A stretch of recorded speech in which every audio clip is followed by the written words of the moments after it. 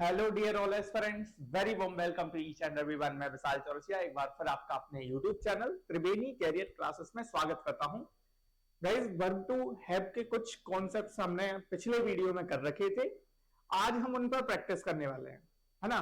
तो आज हम कुछ प्रैक्टिस भी करेंगे और कुछ कॉन्सेप्ट को भी समझेंगे। क्लियर है ना। तो आज ट्रांसक्रिप्ट इंट्रांसक्रिप्ट के बारे में भी आप लोगों को बताऊंगा, और जो हमारे verb to have, verb to be, verb to do complete हो गया है प्राइमरी वर्ब, उसके भी कुछ एग्जांपल हम लोग करेंगे, क्वेश्चन सॉल्व करने वाले हैं। तो चलिए हम लोग उनके एग्जांपल्स पर चलते हैं। अब यहाँ पे पहला सेंटेंस आपके पास में वर्ब टू हैव में दिया गया है, चूज द करेक्ट सेंटेंस। यहां से आपको सेंटेंस जो है वो करेक्ट करने हैं, कौन सा चूज करना है, कौन सा सही होगा इसमें से। क्लियर। तो आपने देखा I have had breakfast before I left for work. अब जैसे ही आपने फोर्थ नंबर का सेंटेंस रीड किया तो आपने देखा हैव हैड लिखा हुआ है, मतलब ये कंडीशन कहलाई प्रेजेंट परफेक्ट की। किसकी कहलाई? प्रेजेंट परफेक्ट की। और प्रेजेंट परफेक्ट की आपको यहाँ पे कंडीशन देखने के लिए मिल गई, और बिफोर के बाद में लेफ्ट लिखा है, V2 लिखा है। तो यहाँ पे आपने देखा प्रेजेंट टेंस भी दिया गया है और पास्ट टेंस भी दिया गया है। पॉसिबल है? नहीं भाई, ये वाला हमारा रॉन्ग हो जाएगा। उसके बाद हम अगले सेंटेंस को देखते हैं। आई हैड हैड ब्रेकफास्ट लिखा हुआ है, बिफोर आई लीव यहां V1 दे रखा है। क्या ये पॉसिबल है? नहीं भाई, ये भी पॉसिबल नहीं। फिर हमने बोला I had breakfast before I left. अब देखो आई हैड ब्रेकफास्ट, V2 यहां दिया गया है, बिफोर के बाद में यहां पे भी V2 दिया गया है, तो ये भी कंडीशन रॉन्ग है। ए ऑप्शन हमारा करेक्ट हो जाएगा। ए ऑप्शन जो है वो हमारा करेक्ट हो जाएगा। और ऐसा क्यों होगा गाइस? ऐसा क्यों होगा? तो ऐसा इसलिए होगा क्योंकि आपने देखा कि जो फर्स्ट कंडीशन आपको दे रखी है वो फर्स्ट कंडीशन में आपको पास्ट परफेक्ट दे रखा है। फर्स्ट कंडीशन में क्या दे रखा है?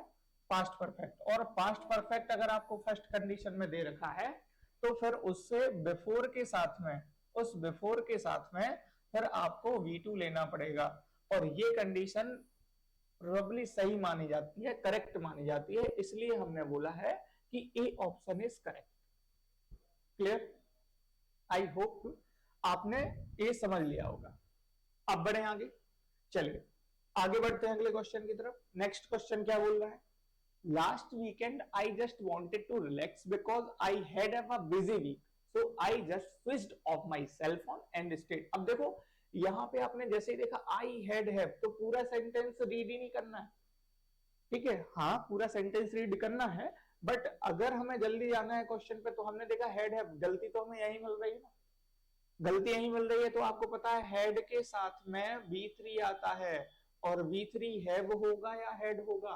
तो हेड हो जाएगा V3। तो राइट आंसर हमारा हो जाएगा I had had. I had had. Clear? अब ऐसा क्यों हो रहा है?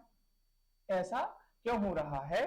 तो मैंने आप लोगों को जब वर्ब टू हैव पढ़ाया था, मैंने आप लोगों को जब वर्ब टू हैव पढ़ाया था, तो वर्ब टू हैव में मैंने बताया था कि अगर वर्ब टू हैव को आप एज अ मेन वर्ब के सेंस में देखते हैं तो मेन वर्ब की टोटल जो फॉर्म्स होती हैं वो कितनी होती हैं? वो 5 फॉर्म्स होती हैं। कितनी फॉर्म्स होती हैं गाइस? 5 फॉर्म्स होती हैं। वो 5 फॉर्म्स कौन कौन सी हैं? तो देखिए V1 में अगर हम वर्ब टू हैव को देखते हैं तो हैव होता है, V2 में देखते हैं तो हैड होता है, V3 में देखते हैं तो हैड होता है, V4 में देखते हैं तो हैविंग होता है, और V5 में देखते हैं तो हैज होता है। ये वर्ब टू हैव की कंडीशन है एज अ मेन वर्ब की सेंस में।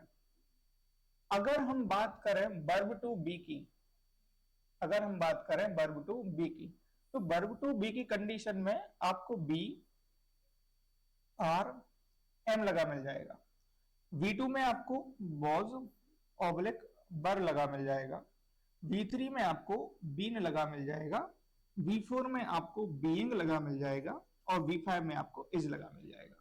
ये वर्ब टू बी की कंडीशन कहलाती है। क्लियर? अगर वर्ब टू डू की बात करते हैं, अगर वर्ब टू डू की बात करते हैं तो वर्ब टू डू में V1 में आपको डू लगा मिल जाएगा, V2 में आपको डिड लगा मिल जाएगा, V3 में आपको डन लिखा मिल जाएगा, V4 में आपको डूइंग लिखा मिल जाएगा, और V5 में आपको डज लिखा मिल जाएगा। तो ये जो कंडीशन हम फॉलो कर रहे हैं, ये कंडीशन कब फॉलो कर रहे हैं? ये कंडीशन फॉलो कर रहे हैं जब ये सभी के सभी एज अ मेन वर्ब के सेंस में काम करें। मतलब बोल सकते हैं हेल्पिंग वर्ब मेन वर्ब के सेंस में काम कर सकती है। Clear? I hope so clear हो चुके होंगे। तो हमने यहां देखा था हेड हैव, मतलब हेड हेल्पिंग वर्ब, और यहाँ हैव जो है वो मेन वर्ब थी। और हम पढ़ रखे हैं कि हेड जो है वो मेन वर्ब की थर्ड फॉर्म लेके आता है, और हेड जब मेन वर्ब की थर्ड फॉर्म लेके आता है तो हैव, हेड और हेड ये है मेन वर्ब की थर्ड फॉर्म। क्लियर हुआ ना? देखो जिन दोस्तों ने ये वीडियो तुरंत देख रहे हैं उनसे नहीं बनेगा, एक बार जो पिछले वीडियो है एक बार उनको देखिए। मैंने बिल्कुल बेसिक से पढ़ाया है और एडवांस लेवल तक का पढ़ाऊंगा, है ना? तो आप लोग कोशिश ये करें कि पिछले वीडियो देख लें, फिर उसके बाद इस वीडियो पर आए। क्लियर? समझना? आई होप सो सारी चीजें क्लियर हो। मैं कोशिश करूंगा कि आपको ज्यादा से ज्यादा अच्छे से समझा सकूं। अब बढ़ते हैं अपने अगले क्वेश्चन की तरफ। नेक्स्ट क्वेश्चन क्या है? अगला क्वेश्चन गाइस बोल रहा है by the time they reached the theatre the movie blank already blank. अब देखो इनको हम एलिमिनेशन मेथड से कैसे यूज करते हैं। एलिमिनेशन मेथड से जब हम यूज करेंगे तो हेड यहां लिखा हुआ है, स्टार्ट यहां लिखा है, पॉसिबल है? नहीं है। अभी बताया था हेड के साथ V3 आता है। उसके बाद हमने बोला बाय द टाइम पास्ट में दिया गया है हमारा, तो यहाँ हैज आएगा क्या? नहीं आएगा, तो हमारा बी ऑप्शन भी रॉन्ग हो गया। अब दो ऑप्शन बचे, हेड स्टार्टेड और हेड हेड स्टार्टेड।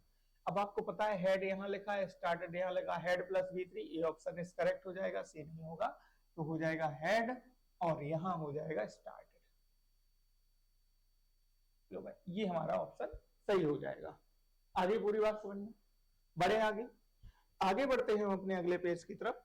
अगला क्वेश्चन है he did not had any money to pay the college fee, so he decided to take the education loan that he can repay after he get the job.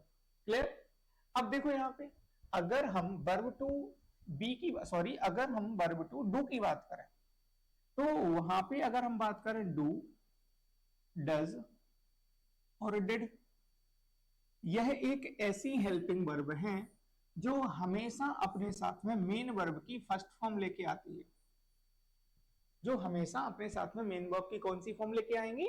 First form लेके आएंगी भाई। और first form लेके आएंगी तो देखो अगर हम बात करें डिड नॉट हैड लिखा हुआ है, तो डिड नॉट यहाँ पे डिड हेल्पिंग वर्ब हो गए, तो यहाँ पे मेन वर्ब चाहिए और मेन वर्ब की फर्स्ट फॉर्म चाहिए, तो हैड का V1 क्या होगा? हैव हो जाएगा, तो यहाँ हो जाएगा डिड नॉट हैव। आगे ना पूरी बात समझ में क्लियर हुआ है इतना सभी को? आगे बढ़े, चलिए हम आगे बढ़ते हैं अपने अगले पेज की तरफ। What is the correct way to use had had in the past perfect tense? अब देखो करेक्ट वे क्या होता है पास्ट परफेक्ट टेंस का। तो उस करेक्ट वे को समझने के लिए सबसे पहले हमें नोट को समझना पड़ेगा, और उस नोट को समझिए आप लोग। तो इस नोट में हमने आप लोगों से बोला कि कभी भी अगर हम बात कर रहे हो हेल्पिंग वर्ब की और कभी भी अगर हम बात कर रहे हो मेन वर्ब की, तो इन दोनों के बीच में ही आपके एडवर्ब आने चाहिए। इन दोनों के बीच में आपके एडवर्ब आने चाहिए। एक नोट और हमने दिया कि अगर सेंटेंस में हेल्पिंग वर्ब नहीं हुई, केवल मेन वर्ब हुई, तो मेन वर्ब के पहले एडवर्ब आना चाहिए। ये करेक्ट वे रहता है भाई, ये आपका करेक्ट वे रहता है। क्लियर हुआ? अब देखेंगे हम कहां से क्या है। पहला सेंटेंस देखा, सी हैड हैड ऑलरेडी लिखा है, क्या ये पॉसिबल है? हेल्पिंग वर्ब एडवर्ब और फिर मेन वर्ब, तो हेल्पिंग वर्ब और यहाँ ये नहीं होगा। दे हैड लेफ्ट, क्या यहाँ पॉसिबल दिख रहा है? Helping verb adverb main verb, नहीं भाई यहाँ पॉसिबल नहीं दिख रहा है। ही हैड ऑलरेडी हैड, अब देखो had helping verb already adverb और हैड डिनर, हाँ सी ऑप्शन हमें सही लग रहा है, तो हमने सी ऑप्शन अपना सही कर दिया। तो इस तरीके से हम सॉल्व कर सकते हैं। आगे ना पूरी बात समझ में? अगले देखते हैं आगे की तरफ। अब हमने अपना अगला क्वेश्चन देखा। अगले क्वेश्चन की तरफ अगर हम जाते हैं, before I met him personally I admit that I had have a poor opinion about, तो यहाँ पे फिर आपने देखा कि आई हैड हैव लिखा हुआ है और हेड के साथ में हमेशा मेन वर्ब की थर्ड फॉर्म का यूज किया जाता है, इसलिए हम यहाँ पे हैड हैव नहीं करेंगे, हेड हेड करेंगे। क्या करने वाले हैं? हेड हेड करने वाले हैं। आई पूरी बात समझ में? बढ़ते हैं अपने अगले क्वेश्चन की तरफ। सी मस्ट हैड कंप्लीटेड। अब गाइस अगर हम बात करते हैं मॉडल वर्ब की, अगर हम बात करते हैं मॉडल वर्ब की, तो मॉडल वर्ब जो है गाइस वो हमेशा अपने साथ में मेन वर्ब की फर्स्ट फॉर्म लेके आएंगे। वो हमेशा अपने साथ में मेन वर्ब की कौन सी फॉर्म लेके आने वाली है? फर्स्ट फॉर्म लेके आने वाली है। और जब मेन वर्ब की फर्स्ट फॉर्म लेके आएंगे तो मस्ट के साथ में, तो फिर आपको मस्ट के साथ में किसका यूज करना पड़ेगा? मस्ट के साथ में मेन वर्ब की फर्स्ट फॉर्म का यूज करना पड़ेगा। और मेन वर्ब की फर्स्ट फॉर्म हैड होगी या हैव होगी? हैव हो जाएगी, तो मस्ट हैव हो जाएगा यहाँ पे। सी मस्ट हैड नहीं होगा, सी मस्ट हैव करना पड़ेगा यहाँ पे। क्लियर हुआ? आगे बढ़ते हैं अगले क्वेश्चन की तरफ। सॉरी, अब यहाँ पे गाइस आप देखेंगे क्या कि यहाँ पे आपके होते हैं क्वेश्चन खत्म। यहां तक 7 सेंटेंस जो आपको यहाँ पे मिले हुए हैं, यहाँ पे ये होते हैं आपके कंप्लीट। आई पूरी बात समझ में? और कंप्लीट होते हैं तो जो अगला टॉपिक है उसको अपन कर लेंगे अपन अगले वीडियो में। क्लियर है? तो आज की क्लास को यहीं तक सीमित रखते हैं, इतना ही रखते हैं। बाकी जो नेक्स्ट सेशन है आपका, वो ट्रांसटिव और इंट्रांसटिव का पोर्शन वो हम कल की क्लास में करेंगे। क्लियर हुआ इतना? चलिए, तो फिर बाकी का अपन करते हैं अगली क्लास में। आई होप सो ये सारी चीजें आपको समझ में आएंगी। क्लियर? चलिए एक काम करते हैं, एक सेंटेंस आप और समझ लीजिए, एक सेंटेंस और ले लीजिए। जैसे मैंने एक एग्जांपल दिया और उस एग्जांपल में मैंने एक सेंटेंस दिया। जैसे मैंने यहां पे बोल दिया she was with me up till now, और फिर उसके बाद में मैंने यहां पूरा एक सेंटेंस और लिख दिया और यहां फुल स्टॉप कर दिया। ठीक, अब मैंने आपसे पूछा कि आपको बताना है इस सेंटेंस में सही आंसर क्या होगा। अब यहाँ ये ब्लैंक नहीं है, यहाँ पे मैंने एक पूरा सेंटेंस इस तरीके से लिख दिया है। आपको केवल इतने में देखना है क्या एरर होगा। अब आप इतने में एरर जैसे देखने वाले हैं तो सबसे पहले अब ध्यान से समझिएगा, पूरी चीजें क्लियर हो जाएंगी। अगर हम बात करते हैं गाइस अप टिल नाउ की, तो जो अप टिल नाउ है, अप टिल नाउ किसका कीवर्ड कहलाता है? अप टिल नाउ कीवर्ड कहलाता है प्रेजेंट परफेक्ट का। अप टिल नाउ जो है वो किसका कीवर्ड कहलाता है? प्रेजेंट परफेक्ट का। मतलब हमारा सेंटेंस प्रेजेंट परफेक्ट का होना चाहिए, और प्रेजेंट परफेक्ट का होना चाहिए तो प्रेजेंट परफेक्ट में हेल्पिंग वर्ब होती है has oblique have plus main verb की थर्ड फॉर्म, ये होती है। अब हमने क्या बोला? सी वॉज विथ मी, मतलब यहाँ पे जो वॉज लिखा हुआ है गाइस, ये मेन वर्ब की सेकेंड फॉर्म का काम कर रहा है यहाँ, और वॉज दिया गया है मतलब ये पास्ट की कंडीशन को बता रहा है। लेकिन अप टिल नाउ बोल रहा है कि हमारा सेंटेंस किस में होना चाहिए? हमारा सेंटेंस प्रेजेंट परफेक्ट में होना चाहिए। अब हम इस सेंटेंस को सही करेंगे, मतलब सेंटेंस में एरर है, और जब सेंटेंस को सही करेंगे तो अप टिल नाउ की वजह से हम देख लेंगे कि प्रेजेंट परफेक्ट चाहिए, तो सब्जेक्ट हमारा सी है, तो सी के लिए प्रेजेंट परफेक्ट में हैज आएगा या हैव आएगा? तो हम बोलेंगे सर सी के लिए तो हैज आएगा, तो यहाँ पे हम सी के लिए वॉज को करेंगे रिमूव, और सी के लिए सबसे पहले हेल्पिंग वर्ब हैज लगाएंगे। अब वॉज जो हमने रिमूव किया था वो मेन वर्ब की सेकेंड फॉर्म थी, और मेन वर्ब की सेकेंड फॉर्म थी, तो मेन वर्ब की अब हमें कौन सी फॉर्म चाहिए? Third form. तो अगर आपको थोड़ा बहुत याद हो तो मैंने वर्ब टू बी आपको बताया था। वर्ब टू बी में मैंने आपको क्या कंडीशन बताई थी? वर्ब टू बी में मैंने आपको बताया था कि V1 जो होता है वो आपका बी आर एम होता है, V2 जो होता है वो वॉज ऑब्लिक वर होता है, और V3 जो होता है वो बीन होता है, V4 जो होगा वो बीइंग होगा, और V5 जो होगा वो इज होगा। ये कंडीशन बताई थी ना अभी कुछ देर पहले मैंने ये कंडीशन आप लोगों को बताई थी। यस और नो? क्लियर है? तो आपने देखा कि up till now present perfect का कीवर्ड है, तो वॉज का थर्ड फॉर्म क्या होने वाला है? बीन होने वाला है, तो सी हैज बीन यहाँ पे आने वाला है। इस तरीके से हम सॉल्व करेंगे क्वेश्चन। आई पूरी बात समझ में? आई होप सो अब सारे डाउट क्लियर हो गए होंगे। अब सारे डाउट क्लियर हो गए हैं तो आपको क्या करना है गाइस? आपको ज्यादा से ज्यादा अपने दोस्तों तक शेयर करना है, ठीक है? और जो भी डाउट है आप लोग कमेंट बॉक्स में बताएं, जहां पे भी दिक्कत जा रही है तो कमेंट बॉक्स में जरूर बताएं, उनका सॉल्यूशन हम लेके आएंगे, ठीक है? तो चलिए गाइस, आज की क्लास हम इतनी रखते हैं, बाकी करेंगे अगले सेशन में। Thank you to all.